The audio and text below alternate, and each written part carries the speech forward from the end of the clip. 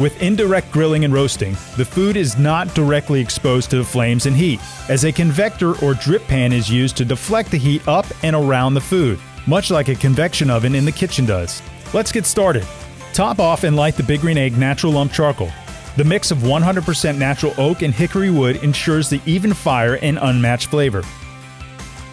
After a few minutes, add the convector, which provides a heat barrier between the charcoal and the food.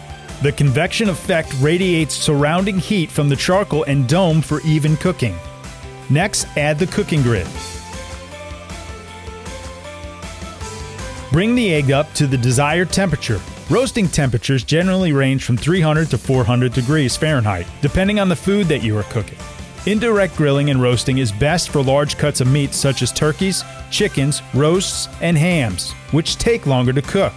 In general, using this method to cook anything thicker than 2 inches or with a bone, such as bone-in chicken pieces. One exception would be bone-in steaks, such as a T-bone or porterhouse, which are best when seared and grilled directly over the fire. When roasting, the state-of-the-art Big Green Egg ceramics retain heat and moisture so well that foods don't dry out.